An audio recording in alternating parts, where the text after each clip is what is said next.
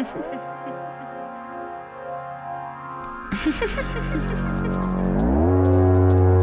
quality. I got it. I got this. You got it. You got it. My chart says so. Look at me go. Sun, moon, rising. It's all about time. It's all about time. Earthlings. What's it all mean? What's it all mean? Star quality. What's it all mean? What's it all mean? Star quality. Woo. No, dude, really, what does it all mean? Star quality. I got it. You got it. You got it. Star quality. Star quality. Welcome back to Star Quality. I'm your host, Astrologer Stevie, and it's the last new moon of 2025. Where has the year gone? No, seriously, where, like, what was that? What was this? What the fuck? What was all this? My sips green juice. What was all this? If you're new here, welcome. Star Quality is my podcast and newsletter hosted on Substack, but you can access it wherever you're getting your podcasts. Substack's going to have the full notes and images and videos and links and things. And yeah, I am an astrologer, writer, host, person, human, earthling that is here to help guide you with the current astrology that we're living in. We call it mundane astrology, which I always thought was like kind of funny to say. Like, I think of mundane, as like boring. But mundane is just like the little nuance of life. So now this is the last new moon lunation podcast episode for 2025. I'll be back with some 2026 forecasting for you, so hang on to your butts. I'm going to be making this episode open paywall, free for all. If you are a third space member, thank you so much for supporting me this year. You're making it possible for me to open up today's episode, and I figured since it's the last episode of the year, why not share the wealth, especially it's a Sagittarius new moon. Sagittarius is connected with Jupiter, which is connected with generosity and abundance. So we are going to be all abundant together. I also am heading out in a few hours to go to back to Two Bunch Palms to do workshops and things for the new moon, for the winter solstice. So excited. So anywho, I am living very Sagittariusly right now. I'm like, okay, wake up, drink green juice, record podcast. Okay, out of coffee, out of dishwasher detergent. Got it. We need to charge camera batteries. Okay, thinking out loud. You're here with me. This is just, consider this your voice memo. This is what it's like to voice memo with me. And please, it'd be cool if you guys could leave voice memos back in the comments. Oh, I guess in some worlds that could get really dicey. If you've seen the, Charlie XCX is now on Substack, and I feel like her comments zone, I just keep forgetting, I feel like celebrities, capital C, A-list celebs are still semi-new to Substack, and of course we're going to see them over here, probably a ton more in 2026. I mean, wow, when I started podcasting in a serious way in 2018, podcasting was truly random, funny, indie, whoever people, and then they would then sort of get famous or whatever from having interesting takes. And now it's every podcast is hosted by a celebrity. I feel like I have no podcasts right now. So I'm going to do audiobooks in 2026. That's how out of podcasts I am. Because no offense to the A-list celebs, I'll listen to an occasional good hang episode with Amy Poehler if I like the guest, but I feel like so much now, and I feel like this is really going to really come to a head as we get deeper into Pluto and Aquarius, and I'm really curious when it opposes Jupiter and Leo next year. I don't know if it will reach the exact opposition by then, but by sign we'll be in this opposition of Jupiter and Pluto. And, Leo being this celebrity figure, Pluto in Aquarius really being this dissolving of celebrity, and seeing, that we have really turned to the common man. And I hope that does apply, because I do miss when I would just get more like indie people on my radar. And if you're here listening to this, like, you're doing that. And I think that's super cool. And like, this is, maybe it's my Aries moon on my midheaven gassing myself up. I'm like, I wish I had more people I could listen to that are in this realm of more, I don't know, less corporate, I guess. So if you're a third space member, and if you don't know what that is, those are the paid subscribers of, wow, the vocal fries really smack crackle popping this morning. If you don't know, the third space members are the paid subscribers for my Substack. You'll get the weekly horoscopes that are paywalled after Wednesday, all the paywalled, longer episodes for the podcast, access to the chat room, all the good stuff. So maybe you're ready to cancel. Oh my God, I can't. I need to do that this week. I'm going to cancel so many subscriptions not to indie people, to my corporate things. Like, honey, I'm done with my Zoom subscription. Why am I paying for Zoom still? I don't even know. Honestly, I will do the chunks in free if I even use it. I really don't even use it that much anymore. Not like how I used to. Thinking out loud. But Zoom, if you ever want to sponsor, give me some shit. Great. I got, Adobe, your days are numbered. I gotta look at those subscriptions. So if this is your sign to like look at your other subscriptions, so that maybe you can support the people who it would actually greatly affect in a positive way, that'd be great. Because what do I do with that subscription money? Well, first, it just gives me the space to like go, okay, the people listening want more, and I could invest more in maybe a tech setup, or just having more space to research. Oh my God, it'd be so great to hire someone on, an assistant or an editor. Yeah, there's ways. I mean, it's the subscription for my third space members is $7.77 a month after fees and taxes and all that. What I'd probably take away $4 or $5. So for the cost of buying me a coffee every month, which I greatly appreciate. I'm out of coffee right now, as I mentioned. I think I said that. I'm out of coffee, flying high on green juice. And for the cost of buying me an iced latte with oat milk, and so I can tip the lovely baristas, you get all this forecasting and astro insight. And, and I would love to do a better job of this in 2026. Community, having check-ins, like conversations, like I want to, you're welcome to be a watchful eye, a passive listener, but also like if you want to comment and engage, and I want to hear your astro takes too. Okay. I just need to get into this new moon because it's time. It's time. This new moon. Okay. First things first, well, especially now that I know this is not paywalled, I can kind of get to the spoiler alert stuff I usually would keep for over the wall. But this new moon, okay, last new moon of the year. New moons are when the sun and moon are together. So we have this new moon in Sagittarius. It's at 28 degrees. This is happening on Friday, December 19th, 2025, 5:43 p.m. Pacific time. Adjust for your time zone. When I put the image of the chart in like the Substack show notes, it's going to show like it's a Cancer rising chart for Los Angeles, but it might be different for wherever you are. So don't worry. I wouldn't get too hung up on the rising. We're going to focus on the planetary positions, which doesn't change for wherever you are. It just changes, the like geocentric map location. Anywho. Okay, that actually reminds me. I just put it on my packing list. I need to bring my new moon journal because I'm going to not have a chance to do my manifestations until I get out back into the desert, which will be great and feels very, very Sag.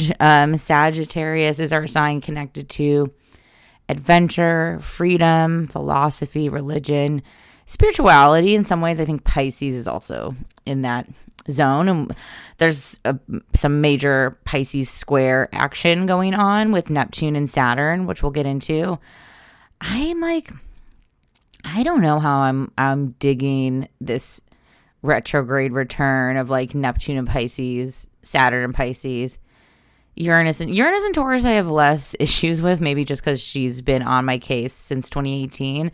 But yeah, the Saturn and Pisces, Neptune and Pisces, it's just like odd. We'll get more into it. But Sagittarius is a sign connected also to Jupiter, to it's the good stuff in life. Sagittarius, I feel like Sagittarius is the sign that like gets maybe some of the least amount of flack.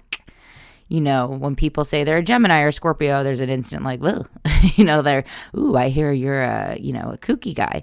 But with Sag, I feel like Sag always kind of skirts by in the criticism. And I think to throw in some criticalness of Sag, they can have foot and mouth. They can just kind of go stream of consciousness so much that they end up offending people because they'll be talking about, oh my God, I like hate plaid. Plaid's so fucking stupid. Then in walks someone, who's in earshot wearing plaid. And it's like a lot of the times they're not even directing their hate at someone. They'll be talking about like an overarching topic, and then people will fall in that umbrella, and then the sagginess is like, whoops. So new moons again are when we have the sun and moon together. These are times for manifestations. This is the time to throw out your wishes, but also I would say my manifestation tip is to talk about them like they already exist, they already happened, they're already part of your life. You're just I wouldn't say waiting, but sort of, we'll just use waiting for ease of language, but you're just waiting for it to align with where you are currently. We're waiting for the timing to then match the energy. So I would definitely recommend working with this new moon, especially because we just had this switch of Mars and Capricorn, and Mars and Venus are definitely they're very loud in this chart. You should see like the image of this is like a little sandwich. So we have the sun and moon together, closer to the sun. I guess they just put it, no, yeah, that makes sense because it would go in that order. Closer to the sun, on the sun side, we have Mars, and on the moon side, we have Venus. So the sun and moon are like very tightly sandwiched between Venus and Mars in two different signs. We have Venus in Sag, that's at 24 degrees, and we have Mars in Capricorn at 3 degrees of Capricorn. So during these episodes, I'll go around the chart and talk about the different aspects that are happening and how that might, what story that might be telling for us here in this moment as we are setting intentions, not only for this next month ahead, but also that takes us into the calendar year. This is our last new moon before 2026. So this is also sort of the kind of wishful, energetic vibe check, vibe alignment time before we start the Gregorian calendar year, which we don't really use in astrology. Like astrologically, our new year is the spring equinox when we start Aries season. That's the first sign of the zodiac. That's like our astrological new year.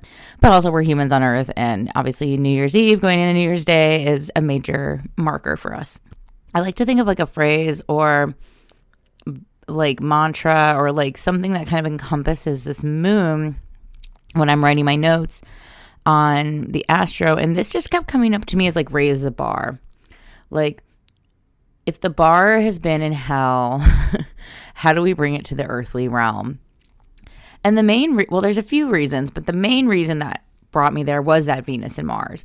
So we have Mars in Capricorn. Mars likes to be in Capricorn. Mars is about, I just wrote a whole article about Mars and Capricorn, and I'll link it in the thing, but you can just go to the starquality.substack.com and read that article about Mars and Capricorn that I just posted. And you can read about Venus and Sagittarius too and think about aligning those two spirits. But Mars, I explain Mars, of course, we see it as the warrior planet, like the aggro planet. It's and it's categorized as that, which is not untrue. But on a more like human, personal, day-to-day level, Mars is our intrinsic needs. Mars is about, it's like the knee-jerk reaction, sort of similar, almost in the way to the moon.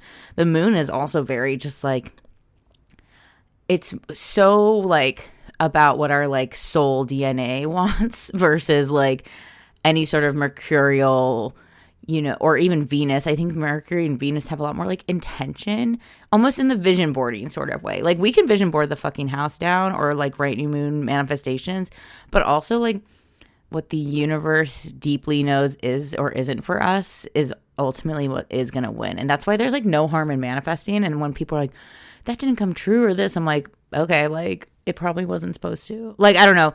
I know some people get mad at that too because it can feel like a cop out. Like, well, it didn't work. It's like, well, there's a few things. Like, one, it didn't work. Did you write, I want to be a famous painter, but you don't even own fucking, a paint set or put any practice into it? Or you have to like still do things. It's not a genie, right? Like, it's not going to just make random magical things appear. But then also too, the things that you want might not be what's best for you. A lot of people, I mean, a deep sigh. I give a lot of readings to people, and in the readings, which I'm available for readings too this month, if you want to book a reading, it's in the show notes. A lot of people, I'm here to be a mirror and to reflect like what your gifts are. And we as humans, we're such sabotagers, even if it's like low key, small scale. Like I'm no expert in listening to myself either. That's why I have to get readings too. But it's easy, it's easier for me to do this to other people, and I can do it a little bit to myself, but I still go to readers. Readers go to readers. Be weird to not go to readers. I'm actually, who have you guys gotten other readings from lately? I would love a reading suggestion. I would tap into someone else, or if you ever want to do a trade of service, if you're a reader, let me know. Anyways, back to the Mars stuff. Mars is about this target, this ambition, especially paired with Capricorn. It is like, no, I want what I want and I'm getting it, like no fucking question. It's on. It's like, it's on. And then Venus and Sag is like so like just charming and wild and spontaneous and open. And, Venus and Sag in a chart, or like if you read about it, is definitely not associated with like commitment or, it can have this like, I think Venus and Gemini and Venus and Sag often get this like flighty, cheater or whatever sort of, like description for them. And I don't think that's true, but I do think they just have like, I wasn't gonna say like a wandering eye, but like they are just curious what's out there. And that's just them in general, not even in relationships. They're just curious, like what is out in this world. Some signs and some people, like once they get the thing they like, they're like, cool, I'm safe. I don't need to I don't have any further questions. Like we're good. But collectively, since this is in the mundane transiting astrology, Venus, our wants, what we wish to have, it's not that we don't need Venus things, but I think of them as very like aspirational design. Like think about Venus as like, oh my God, I want an office with like a cute sitting area and like a great view and a lava lamp and this. But Mars will be like, well, we need a desk, well, we need to work somewhere. Like we need this thing. Like it's about like in some ways, like the basic requirements, and Venus is like the cherries on top. And so when Venus and Mars are together and they're here in this new moon, and it's both Venus in this like footloose and fancy free sign of Sag, and then Mars in this due diligent, like dedicated daddy Capricorn energy, it's giving like, if you've been in this place of like, oh, I really want this, like, let's just go dating, because like Venus and Mars are so about like dating and love. If one side of you has been like, oh my God, I like just want to like have this very like whirlwind, like someone who pines for me. And like, and then we also like do these things that are like, they think of me, and we go out and we have, we're planning for the future, but it's also like, it's not like burdensome and this. And then Capricorn's like, and then we're also like, have plans for like, we're going to, I want to be engaged by this date and do this by then. And like, I do want kids, or I don't, or I want to own a house. I want to do this. Like, it's these combos of like wants and wishes. And then also the Capricorn Mars dedication of like a real ass plan that are like coming together. Like, I feel like if there's been someone who's only been giving you one or the other, it's a real come to Jesus of like, give me both. Like, actually, we can be like wild, crazy, free, beatnik artists, whatever. And we can also like make a plan for how our lives integrate. Maybe if this is more towards career, same thing. Like, I mean, God bless anyone who's been job applying or on the job hunt this year, because what the fucking hell, it is crazy out there. But I think this is also a reminder too of like, oh my God, this new moon is so, have you seen the TikTok where it's like of course it's rage bait. Should I do rage bait? I'm an Aries moon on the midheaven. Like, I feel like part of me is like, I'd be kind of good at rage bait, but also the Aries moon is almost so, it's too obvious in a way. Like, my Aries moon is so honest and pure that I'd be like, that's just rage bait. Like, I feel like Aries would get categorized as rage bait, but they'd also be like, I know that's just, like, it's like the airing out honesty of like, no, that's just rage bait. I feel like rage bait is for, you insert the sign here. What sign rage baits the most? Genuinely curious. I feel like also obvious answer would be like the Gemini, Scorpio of it all, but I feel like Taurus actually. And I'm a Taurus. Okay. Well, we'll save it for the chat. Which sign rage baits the most? Just curious. Okay, now I'm already throwing out a new answer, which would be Leo, because of the drama. Like, they know what they're doing. They're so Real Housewivesy, even if they don't watch it or whatever, or participate. Like, they are just that in real life. Okay, so back to class. So yeah, there is this really meeting of the minds, raising the bar, wants and needs. There's a Mars-Venus alignment. And we're going to have Mars and Venus together for a minute. They're going to catch up with each other. They're going to stay, like, the months ahead are very Mars and Venus hanging out, doing their thing together. So let's take a look at what other aspects are being made to the sun and moon. We'll get into more of the Venus-Mars aspects in a bit, but the sun and moon they're conjunct, this wide stellium-ish with another sign, Capricorn, conjunction with Venus and Mars. Now the sun and moon are also squaring Saturn and Neptune. Saturn and Neptune have been together for a hot minute. They're not leaving each other anytime soon either. And, you know, I was born during a Saturn-Neptune conjunction myself, so I can speak on this topic. But I think Saturn and Neptune, and I'm sure I've said it here, but it bears repeating. Repetition is how we learn. Saturn and Neptune together, Saturn about structure, time, plans, forging ahead, Neptune about the fog, the ethereal, art realm, media, the screen, liminal spaces.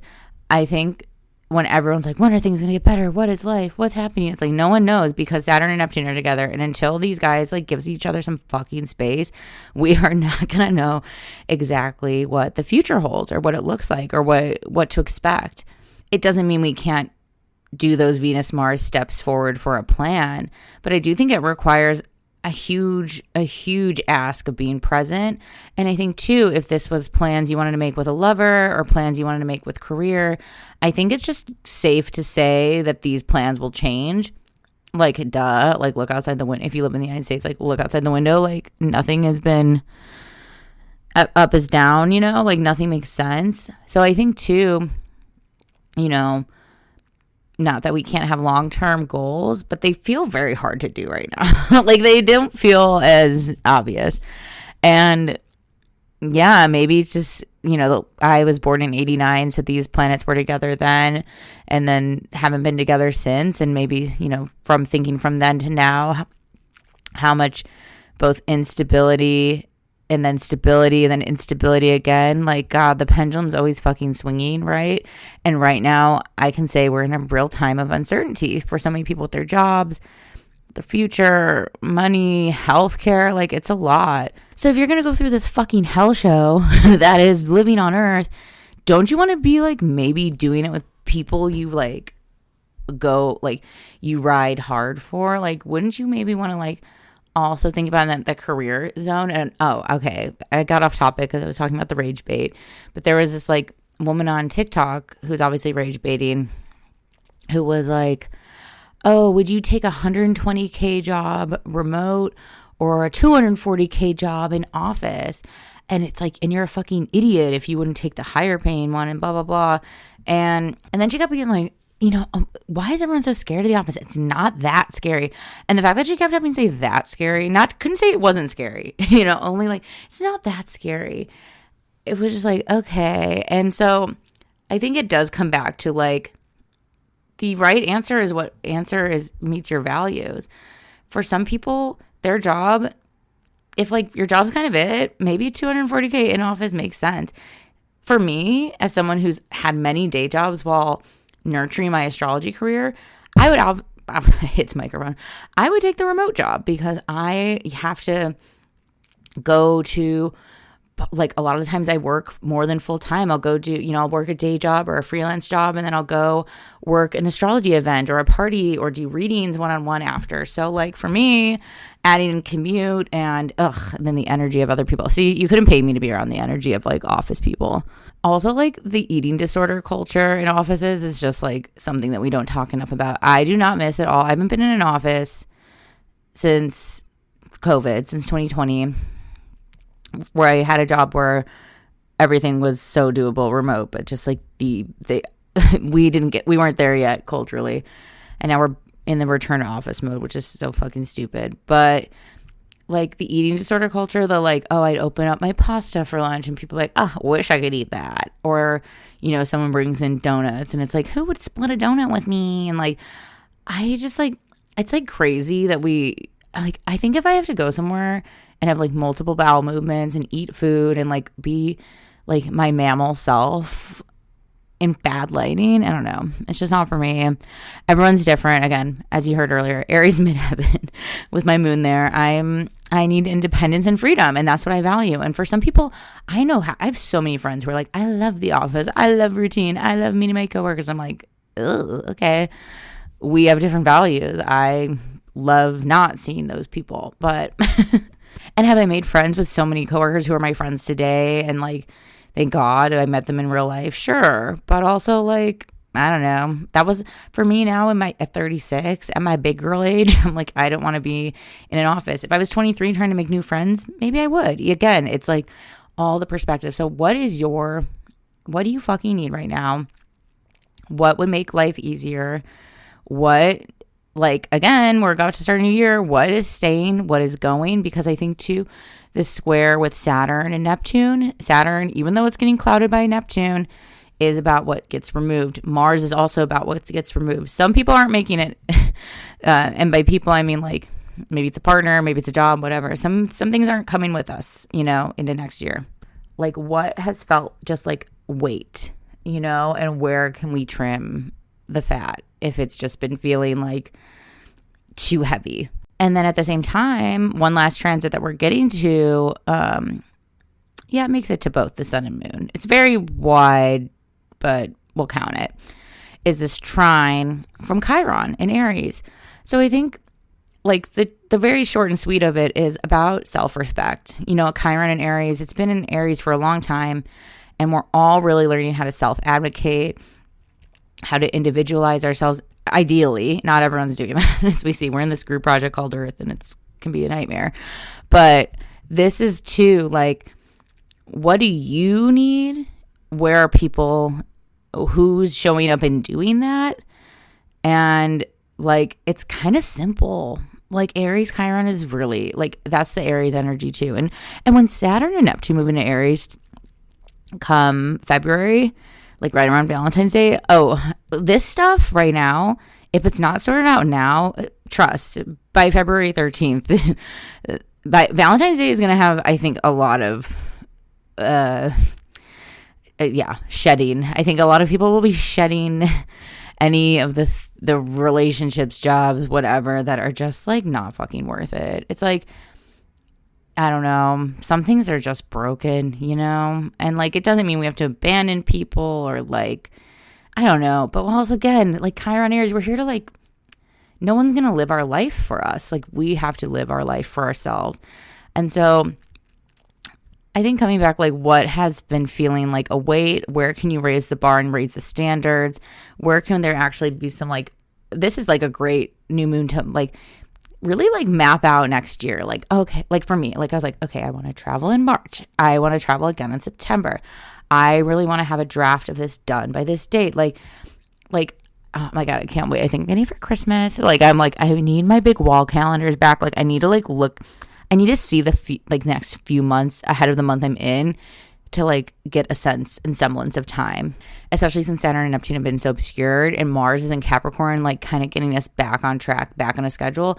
And it doesn't need to be some like Pilates girl, I wake up at 6 a.m. Like, it's whatever schedule works for you, right? Like, whatever makes you the most efficient version of yourself. So yeah, I'm rounding home on this zone. Let me look at Neptune and Mars just to see if there's not any other aspects. So Venus is also getting that square from Neptune and Saturn, and the trine from Chiron. So this feels very heavily pointed at Venus. And then Mars is only squaring Neptune with this for the degree separation and everything. So again, hopefully cutting through that fog, cutting through any like misinformation or promises or things that just like fall flat. Okay, this is normally where the paywall would start, or around this where I go over the sun and moon lunation aspects, but I'm gonna keep going. And hello, and hello everyone. I want to jump to Jupiter because it caught my eye, and so we still have Jupiter in Cancer. It's funny Jupiter being this like Jupiter loves being in Cancer. I'm like, does it? Because I feel like it's been. And maybe it's the hard, necessary looks at things. And maybe it's honestly, if Jupiter was in a tougher sign, this would all feel worse or something. But like maybe Jupiter's holding up these walls. I don't know. But it kind of is in this chart because Jupiter is trining Saturn. So we have this big trine with Saturn. Saturn's in Pisces still. And Jupiter trine Saturn feels like teamwork. So, like, maybe that's the other side of this. Maybe on the other side of, dare I say, some ultimatums is the structure and idea of, like, what's next. Saturn and Jupiter do represent the people and systems around us. And so they're working together. And I think there's, like, since it's watery, maybe it's just, like, a real emotional honesty hour, too, of, like, what one can and cannot do. Because Jupiter is everything we can and Saturn's everything we can't. Jupiter's also squaring that Chiron in Aries, and this has been happening for some time. They've been at this like square for a second, more than a second, a while, and I think Jupiter squaring Chiron, squares being that tension, are really about like self-accountability and where others come in. And I think this is a little bit too of like, what is our part in, enabling or like not saying anything, or like kind of being like a passive bystander to whether it's our lives, our relationships, our jobs, or insert your creative practice, insert I'm here to channel, you're here to apply it to your own life. So if this is hitting you, hitting hard for relationships, if this is hitting hard for a career, if this is hitting hard for your spiritual practice, your creative practice, your family.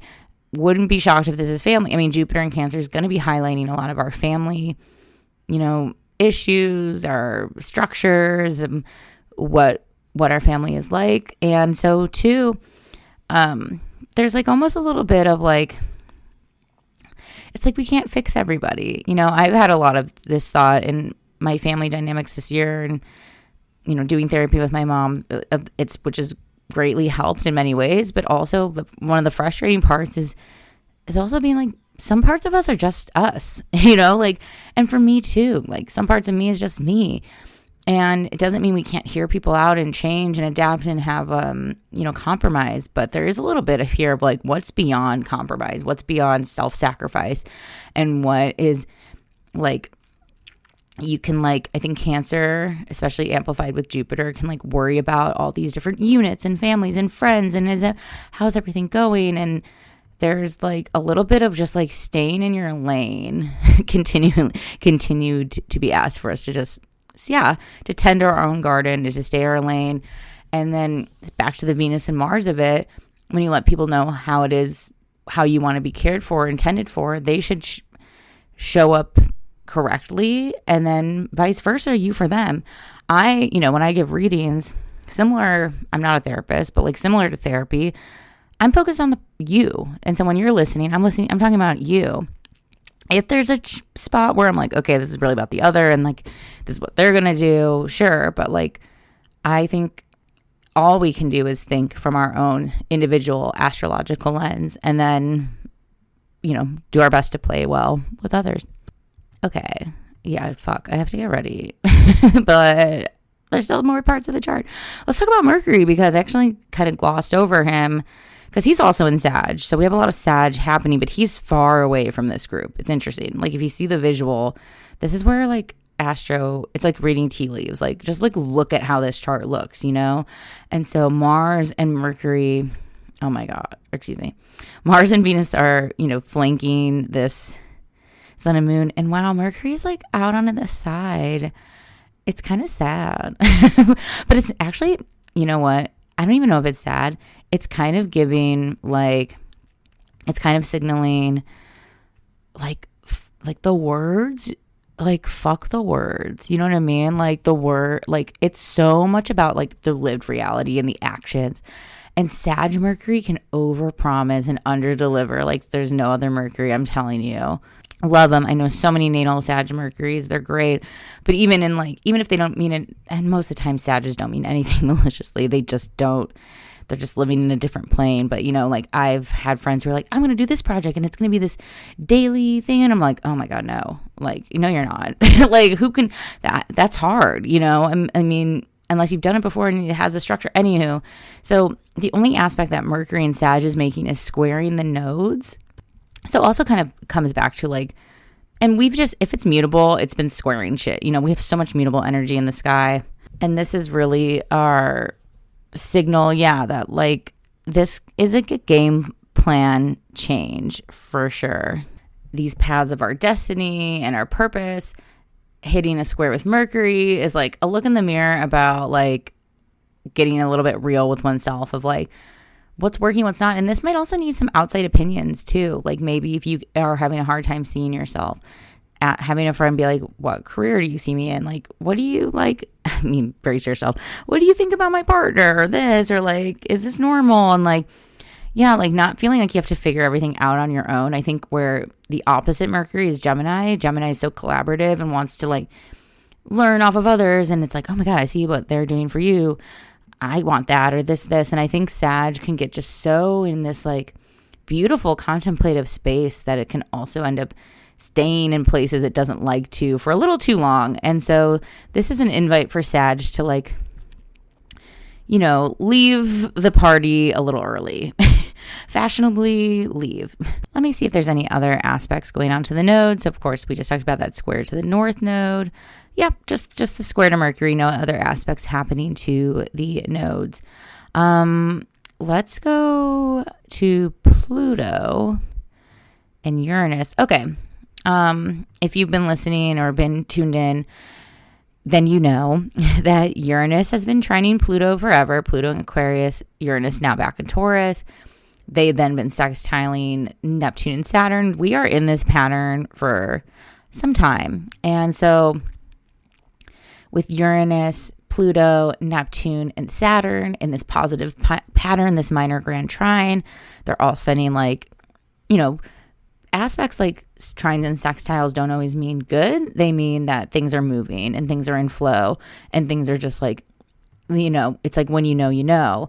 And so this is the continued invite to like really like accept that there's something new for you.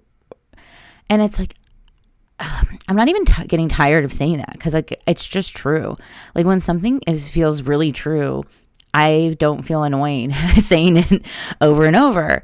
Similar to how like a stand-up has to like say the same jokes over and over. Like, yeah, we've been in this fucking holding pattern that is really waiting for you an involvement. The thing that is going back right now is that Neptune and Saturn retrograded back. They were in Aries.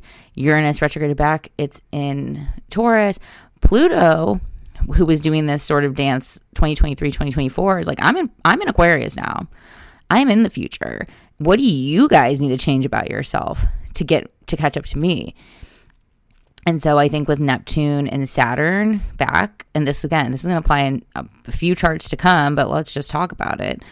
It really is about like limiting beliefs, very literal there. Like this idea that like you're doomed. Because again, we're going to get such a fresh start in 2026. It's crazy. And then same with Uranus and Taurus. I think also like that you don't have enough, that you aren't enough. There's a scarcity with Uranus and Taurus. And it's about to really reinvent in Gemini. So there. So fucking saddle up and step up and don't roll over, you know? Like life is both long and short, you know? And like also this is like this is such the like, and maybe like millennial cry for help or whatever, but like, yeah, like go to grad school. You want to study something totally new? You want to go do this? You like want to like, you don't really care about like your location, so you wouldn't mind moving to a smaller, cheaper city. You have friends that already live there. Like, I don't know, like if those changes, like if you maintaining your life feels like a grind and a chore, what do we need to switch out? And for some people, especially because life's not fair, and we've been going on this route of like growth. The United States is obsessed with exponential growth.